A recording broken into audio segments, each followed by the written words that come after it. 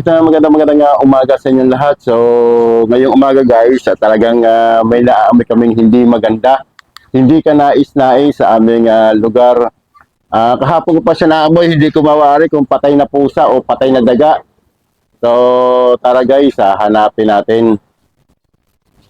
Dito talaga nangangamoy talaga, ang baho.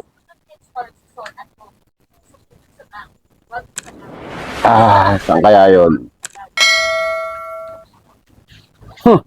Dito sa lugar din ano,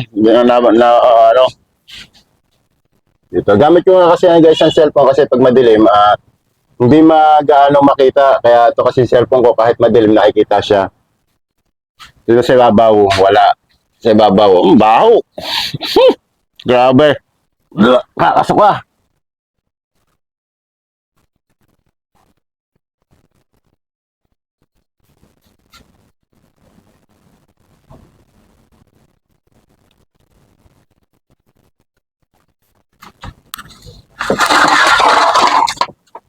Diyos, alright guys, ayun na.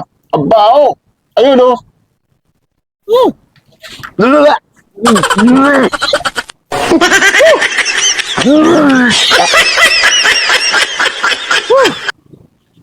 Ang baho. Dito guys, mga dalawang araw na.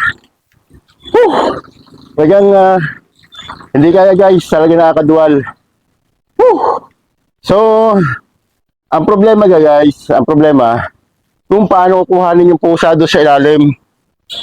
Nasa ilalim siya nung lagayan ng aming mga kaserola. Dito guys, oh. Yan guys, sa ilalim yan. So guys, ngayon, so may naisip akong ideya kung paano makukuha. Ano? So, dito guys, so humanap ako ng PVC. Ayan, PVC guys, PVC. Then, ayan, sinuutan ko siya ng alambre. Guys, alambre Tapos sa dulo niyan, sisiluin natin yung ulo ng patay na pusa. Ayun. Tingnan mo guys, pag hinila siya, ayan pwede na siyang masilo doon at hihilahin natin palabas. Talagang baho. Ayan. So, i-ready na muna natin yung plastic na paglalagyan sa kanya. April. Ay, plastic dyan. Yung plastic. Kasi yung plastic ng bandilan. Meron daw yan. Ayan. So, gagawin natin, bago natin hihilahin yung patay na puting na pusa, i-ready muna natin yung paglalagyan sa kanya. So, dito nga, gumamit ako ng plastic na bandilan. Itong bandilan guys, ito yung pinaglalagyan ng mga gulay sa palengke. So, ang tawag sa amin dito is bandilan. Ayan. So, dalawa ang kailangan natin ito. Ayan. So guys, pagka nakuha yung yung pusa, dito natin ilalagay sa loob nito para hindi kumalat yung amoy nun. At the same time, syempre, i-sprayan na. Pakibukas nga muna na rin. Ayan. Diyan mo ilalagay. Ibuksan maigi. Tapos ilapag mo lang diyan. Doon sa Ibuka mo maigi ha. Okay, dito sa timba. Para madali siyang i-shoot. Yan. Then, ayan, ipapasok siya sa timba. Then, ayun. So, kailangan lang natin ng face mask. Tsaka, tingin mo na kung face mask yung yung aking, yung sa ulo panlagay tapos alcohol. Talagang hindi kayang amoy. Kakalat ng amoy niyan mamaya pagka kinuha yun. Alam mo lang, alcohol ha, alcohol.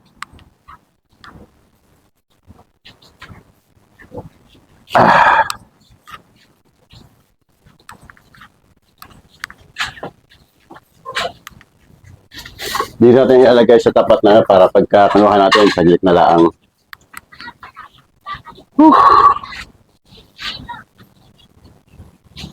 So, ayun guys, tingnan ko kuhain na yung patay na pusa sa ilalim.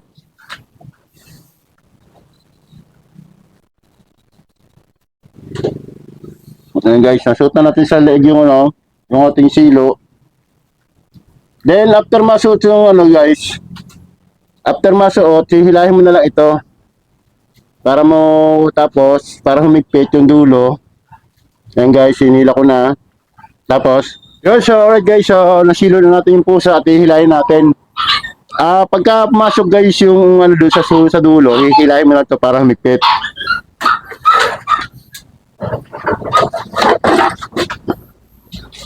Yan guys, ang laki. Then, ipapasok natin dito sa timba. Ano, laki. Kailangan to sako. Ang laki guys.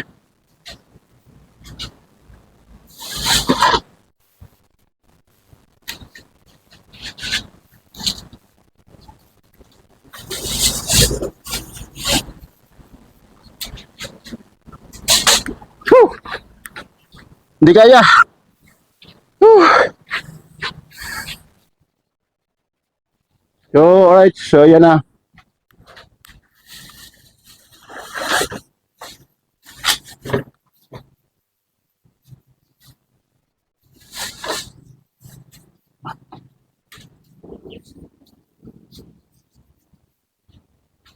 Then, after na, ano, after na may pasok nyo guys yung ano, puputulin mo na lang yung alambre.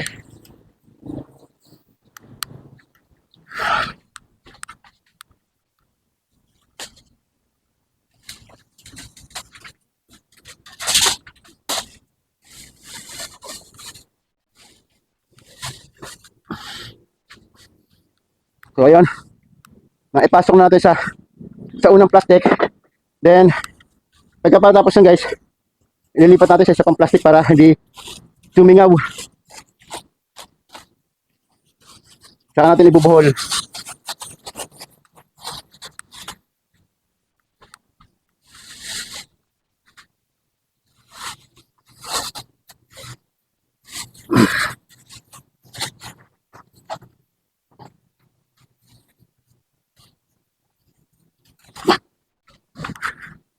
So, ayun guys. Naipasok na natin.